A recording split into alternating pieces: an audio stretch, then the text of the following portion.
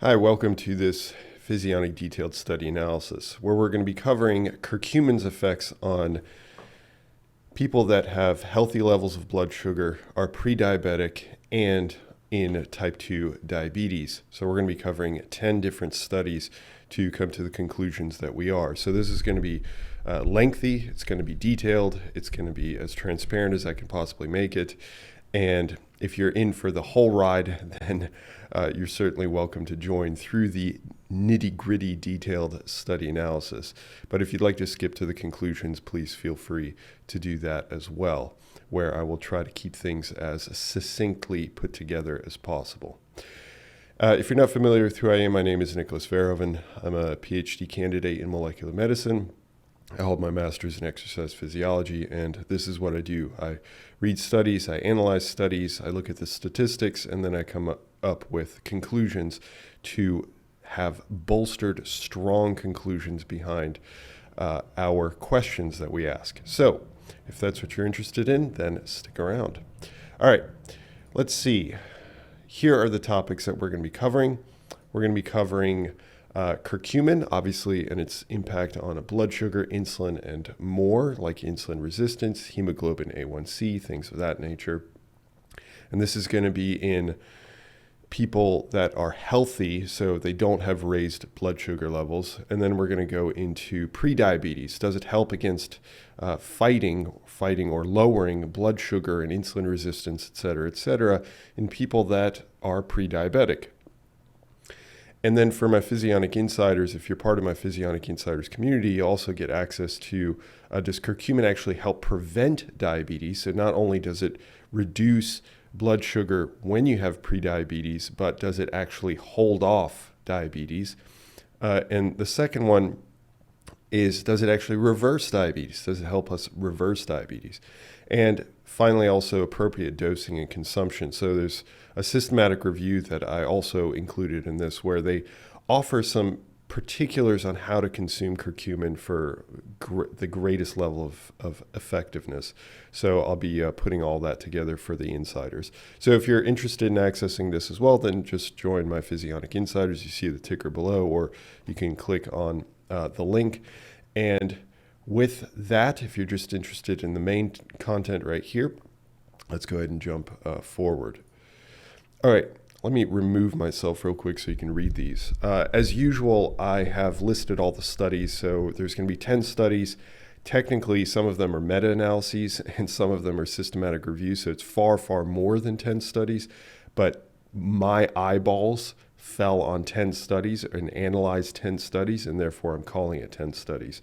So as usual, I'm going to be continuing with my representation of the total number of studies. So we've got our study 99, 104, et cetera. These are the names of the studies that we're going to be covering today. And then I mention their funding sources. So some of these were a little bit obscure, so I had to translate them from different languages so like the Brazilian Council of, whatever it was. And it turns out, so for example, with Study 99, I called it industry involvement because the pharmaceutical industry gave the curcumin supplement and the placebo that this study ended up using. But this was, as far as I'm aware, not funded by the pharmaceutical industry itself. Just the supplements were offered for free. This was public funding, so it's usually government funding, some sort of taxpayer funding. Mixed funding, again, same thing here. They were given some funding from the pharmaceutical industry, and then they had, or from an industry, and then they had some funding from the public funding, so a mixture. Public funding, obviously, again, industry involvement. This one was paid for, I believe, by the pharmaceutical industry, and nonprofit funding, that's pretty self-explanatory. Finally, the last four, which are going to be for the Physionic Insiders, these are focused on type 2 diabetes. So these are all public funding, or this one I couldn't find the funding source, but they declared no conflicts of interest. So I'm assuming that there's no issues there If it turns out that that's not the case, then I'll certainly add an amendment to this video so that you can be well aware. Okay, with that all said, let's break this up into, first, let's look at people that are just trying to prevent diabetes, or trying to prevent pre-diabetes more specifically, by making sure that their blood sugar doesn't raise into, let's say you've got blood sugar that's at 96 milligrams per deciliter, something along those lines. Well, let's look at a few studies. So we're going to start out with study 99. And as usual, what I like to do is offer you the actual design so that you can look through it yourself, and we're going to look at some of the baseline values as well. So this is a parallel design study, meaning that they're just going to compare the baseline values of the curcumin group and the baseline values of the placebo group, as well as then 12 weeks later. So the consumption of curcumin, what effect that had versus the effect that the placebo had. And they just compare between the two. It's a pretty simple design. It's extremely common. They recruited 60 women between ages 47 and 50, and we'll see more specifics on that in just a second. They were overweight but otherwise healthy, so they didn't have diabetes or pre-diabetes. They consumed 500 milligrams of curcumin per day, or they consumed a placebo. Okay, so here are the statistics, or in terms of the baseline values. So we've got our supplemented group, which is the curcumin group and the placebo group. Now, you'll notice that there's an issue here. Let me go back real quick. I mentioned that there's 60 women, and if you look at the supplemented group, there's now only 20 at the end in the actual included in the analysis, and 15 in the placebo group. That's because they had a mass amount of dropout. So they only ended up with 35 total. So more than half the women ended up dropping out. And the researchers mentioned the reason for that is because apparently in Brazil, it's thought that it may, or at least these women thought that this supplement could be detrimental to their health. So instead of thinking that it might help them, they thought it was detrimental, so they were far less likely to stay in the study, which is an interesting thought process. I don't blame them one bit, but the researchers typically make sure to tell people, hey, don't, this isn't going to like hurt you or anything like that, because ethically they're not allowed to do that. Interesting. I don't think I've ever seen this kind of dropout rate in a study, which may lead to some changes in our conclusions. But anyway, they had ages 47 to 50. So all we're doing here is just looking at statistically at baseline. So before the study begins, are there differences between the groups? And there are differences in height. So we're looking for a p-value of less than 0.05. That's what the alpha was set at. And the only one that may be slightly different may be protein and carbohydrates, but they're still statistically non-significant. Now I'm going to return to the nutrition in just a little bit, because there is something that I'd like to address there. And there was a difference in height, but unless you can think of a physiological reason why height would make a difference on the outcomes of this study, I'm going to go ahead and nullify that and just say that's not a big deal. Okay, so here we're looking at the body mass, so body weight, body fat, things of that nature. And I'm just going to focus on a few of them. They get waist circumference, waist height ratio. They have body fat percentage, fat-free mass percentage. It is a lot of added information. I'm just going to focus on body mass, because our main outcome that we're interested in is curcumin on blood sugar. So body mass after the 12 weeks, so baseline versus 90 days, we see that this is the amount of change. And then we're looking at this p-value, which is comparing the 90-day measure here versus the 90-day measure here. That's why we call it a parallel design, because they're not crossing over. They're not, this group isn't going to suddenly start taking placebo and seeing what differences there are. They just only consume curcumin. This group only consumes placebo, and then we compare at the end the differences. And they do find that there's a statistical difference, that body mass did decrease. What seems like it's driven by, while there is a little bit of a decrease with the placebo, And we don't have the statistics for within treatment, so baseline versus 90 days in the placebo and baseline versus 90 days in the supplemented group. We only have a comparison of the end result. And with curcumin, we do see even more of a decrease in body mass, in body weight, and therefore we can safely say that curcumin supplementation led to some weight loss, which is pretty encouraging. Now, another thing is to then look at METs. So this is the amount of total physical activity, energy intake, carbohydrates, total fat, and protein. I did mention that I wanted to come back here. The reason for that is because some of this doesn't add up.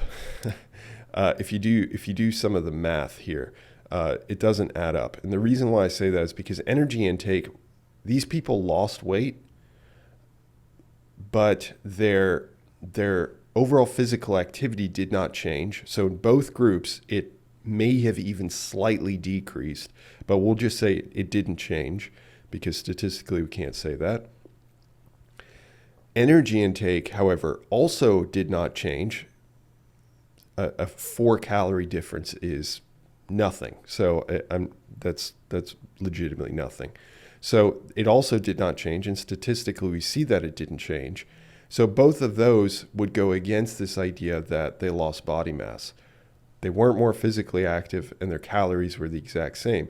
But then on top of that, you look at they increased their carbohydrate intake, they maintained their protein intake, and they only decreased their fat intake by 1 gram, or 4 grams according to this math, which doesn't quite equate here either. That would in total lead to a pretty significant rise in energy intake, and yet the calculation doesn't end up leading to that. There's something funky going on here. I'm not saying it's on purpose or anything like that. I think the researchers made some mistakes, or the collection process was somehow messed up, but this data signifies to me that something is going on here that is completely wacky. So I simply don't trust the nutrition data from this study. But that aside, or we'll keep that in our mind, right? And we'll look at what happened to blood sugar levels. So what they ended up finding is that fasting blood sugar levels did decrease. So the supplemented group went from 88 to 80, and the baseline in the placebo versus baseline after 90 days increased slightly. But again, we don't have statistics to compare these two. We only have statistics to compare this versus this, or this versus this. And we do show that it is below 0.05 pretty strongly. So likely there's an effect of curcumin on blood sugar levels. All right, moving on to the next study, which is study 101. Here we've got a similar design. So this is parallel design. This is mostly in men, not completely, but very strongly towards men that were 36 to 39 years of age.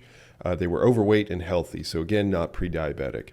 And they consumed 3 grams of turmeric, or more specifically, fermented turmeric powder, which was composed of 79% curcumin for 12 weeks, or versus a placebo. And if you'll notice already, actually, by the title, that this is an elevated alanine transaminase level. So they're looking at liver outcomes as their main outcome measure. So if anybody's interested in statistics, their power was set to 80%, so their beta was set to 80% to determine a 10.2 IU per liter difference in ALT, which is their main outcome measure. So this is not a study that's specifically trying to look at blood sugar. It just so happens that they looked at blood sugar, and therefore we have the data on blood sugar, just to make that clear. So to look at the differences between the groups, here we've got our FTP group, which is this fermented turmeric powder, so 3 grams. And we had 30 individuals there, and placebo had 30 individuals. Now you can tell that there's 28 men in each group, so they're identical in the distribution of men versus women. They only have 2 women in each group. So this is almost certainly going to be, it's not almost certainly, it is certainly distributed strongly towards men, and the conclusions will apply more to men. I think that you could probably extend the conclusions to women as well, but the data will indicate specifically for men. Okay, so here we're looking at the p-values again. We're looking at some differences. The closest we get to a difference with this alpha, the p-value is set to a 0.05. Anything below that would be statistically significant. We see that with age, it's maybe getting close, but it's really not. So there's no differences at the beginning, which is great to see. All right, now looking at the actual values. So we're going to be focusing on these glucose values right here, and we see that there's maybe a slight increase. Largely, the point is that there's no difference. So there's no difference that I would say between baseline versus 12 weeks later, as well as with the placebo group, we also see no difference. And statistically, we see no difference. So if we compare the end results here, we see that there's absolutely zero difference. So this study would indicate that at least in 79% curcumin of 3 grams of turmeric leads to no effect on blood sugar levels. Next, we're going to be covering a paper, I believe that came from Germany. Yes, Stuttgart, Germany. I've been there before. Okay, so this is a slightly different design. So this is a crossover design. If you've been following Physionic for a while, you know what this means. But instead of parallel, where you're comparing the endpoints against one another, everybody is being compared against themselves. So you recruit 42 men and women, ages 50 to 52 years of age. They're overweight. Again, they do not have any pre-diabetes. And then they start out consuming 241 milligrams of curcumin plus some curcuminoids. So, excuse my pronunciation, dimethoxycurcumin and bis-dimethoxycurcumin. I'm not going to say that again. So those are the curcuminoids that can come along with curcumin and actually help in its effects. So they consume that every day for 6 weeks. Then they stop consuming it for 4 weeks, called a washout period. And then they switch over to the placebo. And then they consume that for 6 weeks. So the placebo is no curcumin consumption, but they think they're still consuming curcumin.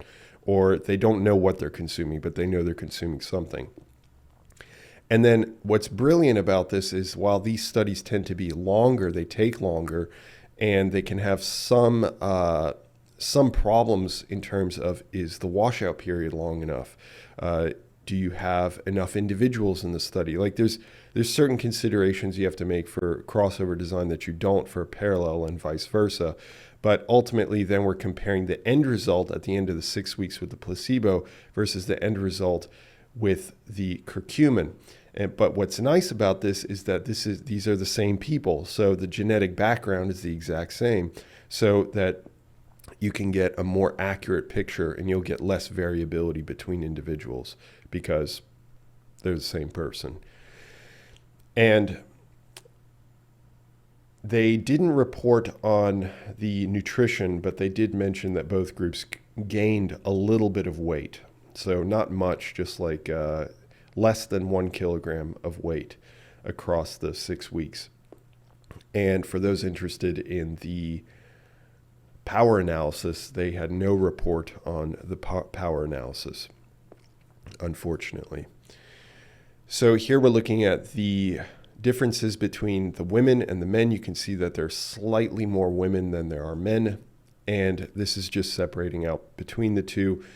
Age, it's non-significant. Of course, you're going to see differences, especially in height and weight. Men are going to almost always weigh more, and they're almost always going to be taller. So that's not a shock. The only difference here is also the women had much higher HDL. So if this would be a factor for you, then that's maybe something to consider. And then that said, they end up combining the groups to end up leading to a curcumin group and a placebo group, which I wish that they would have actually shown the comparison of the curcumin versus placebo and not the separation of women versus men. I think that this is less helpful to me than the curcumin, whoever is in the curcumin group at one point versus the placebo at one point at baseline. So it's the same individuals, but I would like to see the baseline at before they consume curcumin, baseline before they consume placebo rather. But it is what it is. So then looking at the actual values, so looking at fasting glucose levels, we see that, we get 0, then 3 weeks of 0 is baseline, 6 weeks, and we see that there's largely no difference. So the only difference is over time, and they show a difference over time with the placebo, so that it goes up to 92.5. So there's barely an increase in the placebo group. So one thing that you could argue with this is that curcumin may have a slightly protective effect against raising blood sugar levels that they saw with the placebo, but they didn't see with the curcumin group. That is incredibly mild, though, and I would say it's probably not much of an effect. Insulin levels and HOMA-IR. HOMA-IR is the insulin resistance measure. We see that there are no differences across the board for either group. So my conclusion from this is that this study indicates that there's probably no effect of curcumin. And finally, this study has actually very little information related to it, but I still wanted to cover it because they do mention blood sugar levels. So this is a study obviously looking at Alzheimer's, and then they just happen to also look at glucose as a secondary measure, or really I'd even say a tertiary measure. And the design here was 30 men and women, 70 to 76 years of age. They consumed 2 or 4 grams of curcuminoids, with 80% of it being curcumin, for 12 weeks, and it's a parallel design. Again, they did not indicate the power analysis, if I remember correctly. Yes, they didn't indicate anything about power analysis. And all of these studies are double-blind, randomized control. Now, that said, there's no data to actually show. This is only based off of what the researchers mentioned in the writing. They mentioned that blood sugar slightly increased with curcumin. They couldn't explain why, but ultimately we saw a slight increase in blood sugar with curcumin. So this would indicate that, sure, you could say there's a slight increase, but maybe it's just a few milligrams per deciliter. That's probably not a whole dramatic amount. I don't even know if they did statistics on it. They just have like one sentence on the topic. So we'll say that there's no effect to maybe a slight increase in blood sugar levels. And finally, now I'd like to focus our attention on pre-diabetes, which is where things are really going to pick up. So the first study that we're going to look at is study 100, so curcumin extract for prevention of type 2 diabetes. Here they recruited a large amount of individuals. I really like this study because they had a high sample size. They did it for a really long time, and they used a lot of curcumin. So 237 men and women, 57 years of age. They were overweight, and they were most notably pre-diabetic. They consumed 1,500 milligrams of curcumin, so parallel design, again separating the 237 into 2 groups, 1,500 milligrams of curcumin for 9 months or placebo for 9 months. Here are the baseline measures. So again, if we just roll our eyes down here to look for any sort of differences, we do not see any differences between the placebo group and the curcumin group. You'll notice, however, the distribution. This is important to look at the distribution of, or the ratio of men versus women, and there are slightly more women, around 65%, something like that, women compared to men. So it's slight skew towards women. Okay, now looking at the actual data. They had 2 different ways of representing the data. I just wanted to show the graphs because I've been showing tables the entire time so far. And so we've got placebo, which is this dotted line across all these measures, and then we've got the curcumin group. So baseline, 3 months, 6 months, 9 months. So these individuals ended up having a pretty dramatic drop in blood sugar levels with the curcumin consumption group. And then if you look at the oral glucose tolerance test, which if you're familiar with Physionic, you've been watching some of these videos, you know that the oral glucose tolerance test is just taking 75 grams of glucose, so standard amount of glucose. They consume it after they've been fasted for 10 hours. And then the researchers just probe their blood to measure the effect that happens to blood sugar. So blood sugar is obviously going to rise, but then you have insulin that has to be secreted from the pancreas that ultimately shuttles that blood sugar into the cells, which then leads to a rapid decrease in blood sugar levels. That is the way it's supposed to work. Now, if you have elevated blood sugar for longer, that means that you are less insulin sensitive. And what we find is with the curcumin group, there's a dramatic drop in these blood sugar measures. And the next one is to look at HbA1c. And again, same story. So here, this is a long-term marker of elevated blood sugar levels. So looking at glycosylation of hemoglobin molecules in red blood cells. And they show that, again, there's a reduction with the curcumin group, a pretty substantial one. And finally, looking at HOMA in the beta cells, so you want greater beta cell activity. That's the positive here. So all three of these, you want them to go down. This one, you want it to go up.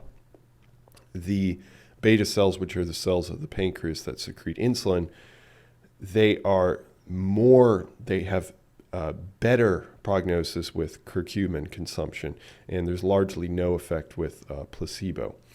So this data, all in all, would lead us to a pretty strong conclusion that curcumin aids in reducing all markers of diabetes in pre-diabetics. So it reduces blood sugar, increases insulin sensitivity, and reduces HbA1c.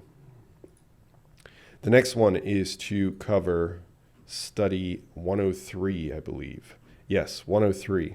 So 103 is interesting because they actually end up pairing turmeric, which is 65% curcumin, with zinc. So we're going to see a combination treatment here, as well as it alone.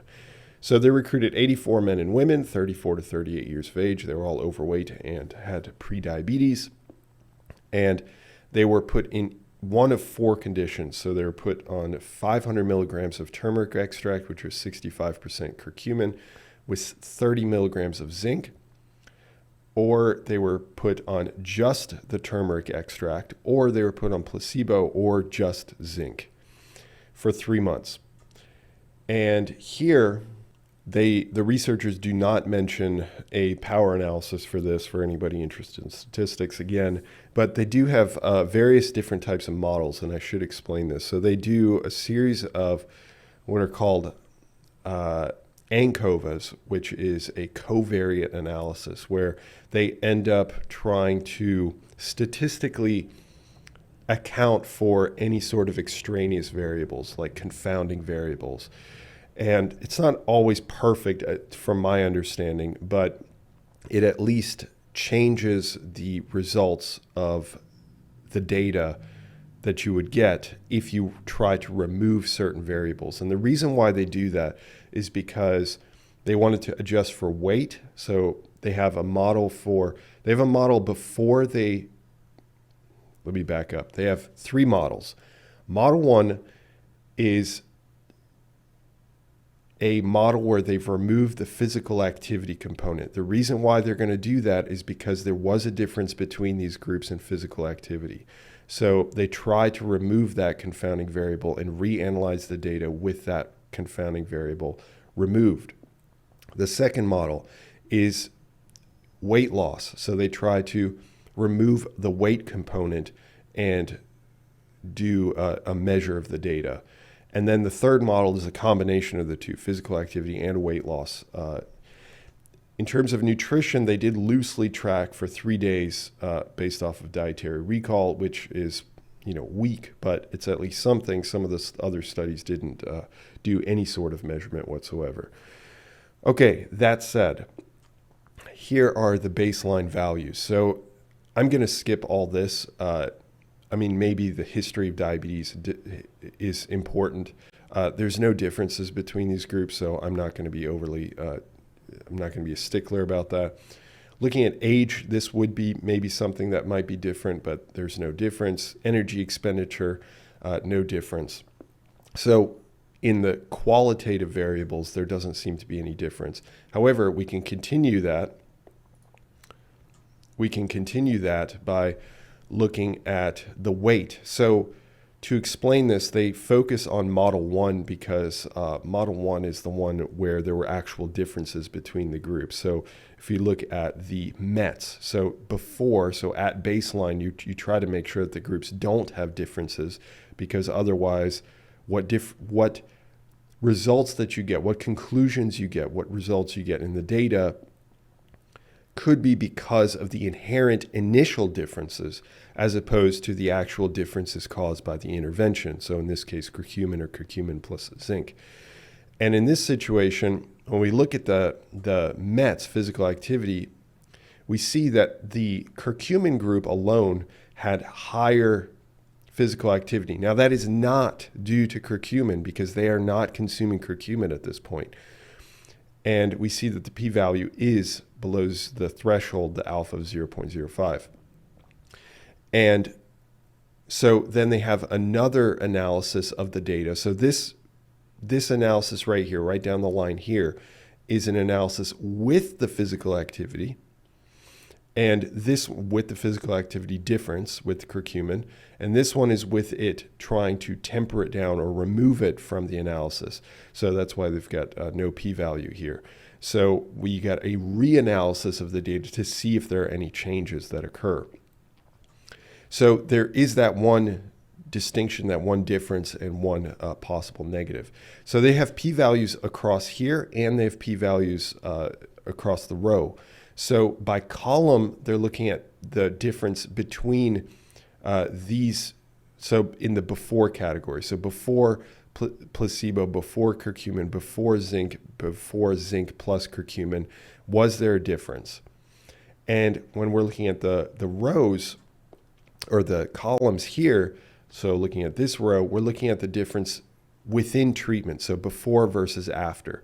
This is the conditions against one another is represented here, and the p-value here is representing before versus after. Hopefully that's clear. So we've got our within treatments right here, and we've got our between treatments comparisons here. And this is before and after for here as well. Okay, with all that explained, hopefully that was somewhat clear. You may need some level of statistics understanding to understand all that, or maybe I've just done a poor job explaining it, which is also a possibility. Okay, so when we look at weight, we're seeing that there are no differences between the groups, so between treatments, between the groups in weight at baseline, so before the study starts. And if we adjust for physical activity, there's also no adjustment, that there's no difference.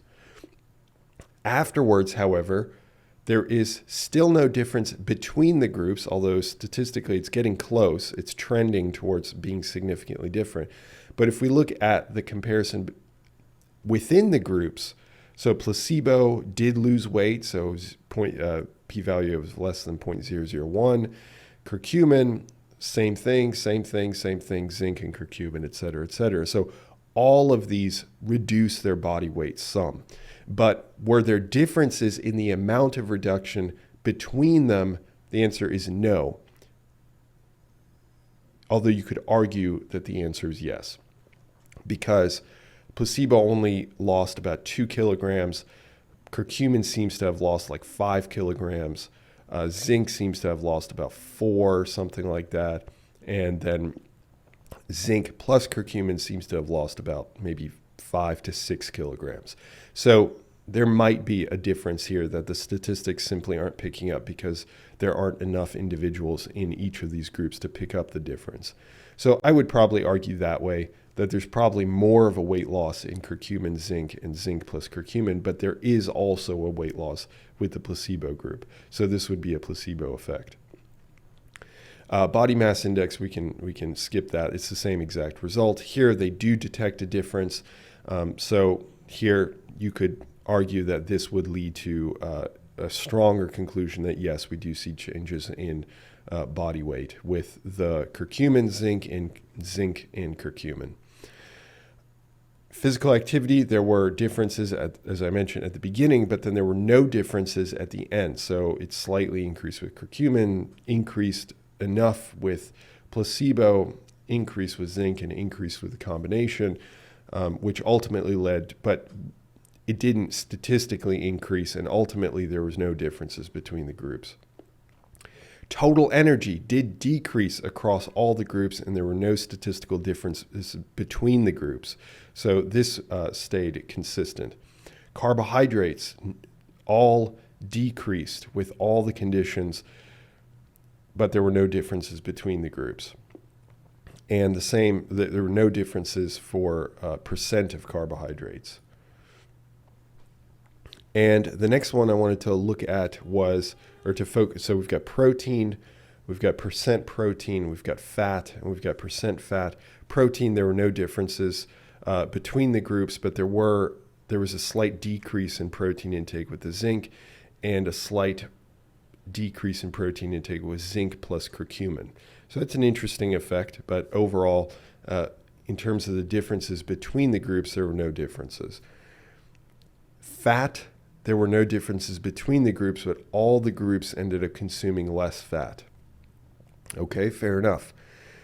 And so ultimately, are there differences within treatment? Yes, there are significant. There are a lot of differences within treatment. That doesn't bother me. What would potentially bother me if there were differences between the groups, because then you don't know what is actually causing this effect.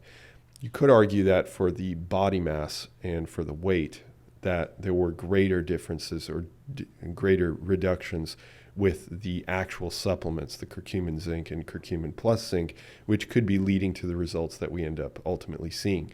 So what are those results? It's the exact same setup. Before and after is compared here, and the between treatments is compared here. Here we've got the inclusion of the three models. So model 1, again, is physical activity removed. Model 2 is body weight or weight removed. And model 3 is with both of them removed. So this is nice. Model 2 is nice. It's a nice inclusion. The reason why they probably added that is because we do see these changes between the groups in BMI. So, okay, so we're looking at fasting blood sugar, and we see that before, obviously, they're pre-diabetic, so they were above the 100 milligram per deciliter threshold, and that was consistent across the group, so there are no differences there. Then there were differences between the groups across every single model, so that is with weight adjusted, in probably the curcumin, zinc, and the zinc plus curcumin, as all three of them decreased in fasting blood sugar. But interestingly, the placebo did not. So this is not a placebo effect. It is simply due to curcumin, zinc, or zinc plus curcumin.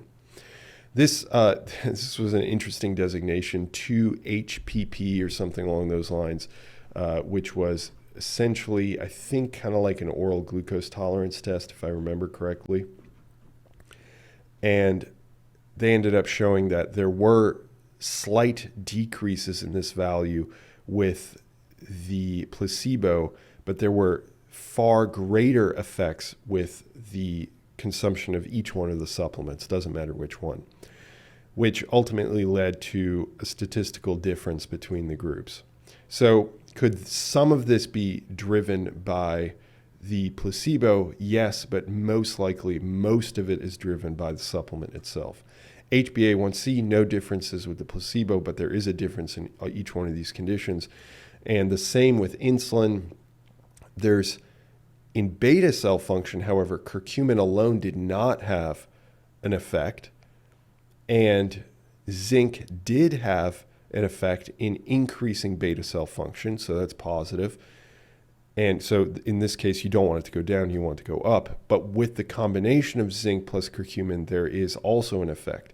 And you could maybe even argue it's a greater effect, but we can't actually tell that. So, but overall, if we compare between the groups, there is no effect, no advantage of any one.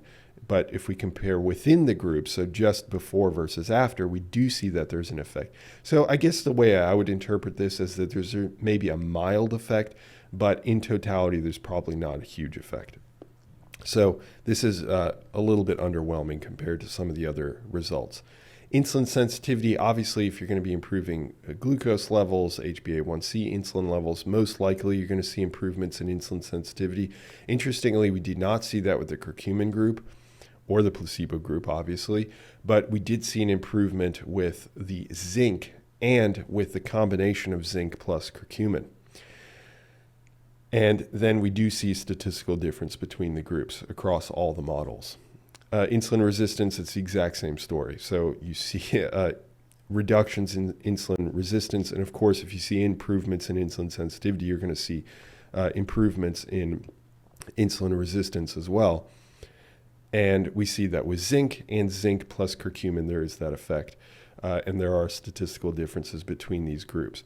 Now, it's possible that this is trending, so the curcumin group may be trending towards that direction. But after 9 months and 21 individuals, you would expect it to actually have an effect. So maybe the effect is super mild and you just can't pick it up statistically. But ultimately, what we do know is that zinc plus curcumin was highly effective across all the measures. So that would be something to consider for sure. So this study would indicate, I think, overall that curcumin does have benefit at lowering blood sugar levels, for one, and two, that potentially, although something I want to investigate further, is that the combination with zinc may be even more beneficial across a multitude of other measures.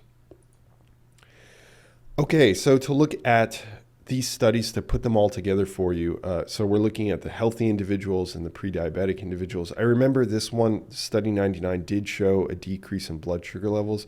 The reason why I put an X here is because there are so many inconsistencies with that study. So you could argue, yes, the ultimate effect was there was a reduction in blood sugar levels, but the nutrition data, the body weight data was just so, and they lost so many participants. They lost over 50% of their participants. It just like ultimately, I just don't have that much faith in this study. So that's why I put an X here. And the rest of the studies definitely showed no improvement of curcumin on blood sugar levels on people that have under 100 milligrams per deciliter of blood sugar. And then pre-diabetic individuals, we saw that both studies improved blood sugar levels and insulin levels. And both of them improved HbA1c with the consumption of curcumin. So our midpoint conclusions at this point are that it is unlikely that curcumin reduces blood sugar and overall insulin resistance in already healthy individuals. However, curcumin does seem to reduce blood sugar, insulin, and insulin resistance in pre-diabetic individuals. And then there may be some added information there with the addition of zinc. So you can go back to study 103, I believe, was that. And next, if you're interested, I'm going to be discussing the effect that curcumin has in preventing diabetes. So how effective is it at preventing diabetes if you have prediabetes? And also, can it help reverse diabetes? And then the appropriate dosing and consumption, which is based off of a systematic review, which looked at 16 studies and ended up concluding that there were particular ways of consuming curcumin that seemed to be more beneficial than others. So if you're interested in accessing that, then just hop on over to the Physionic Insiders community, the premium community, and I'll see you there. But otherwise, I hope that you gained a lot of information from this, and I'll hope to speak with you in the near future. Have a good one. Bye.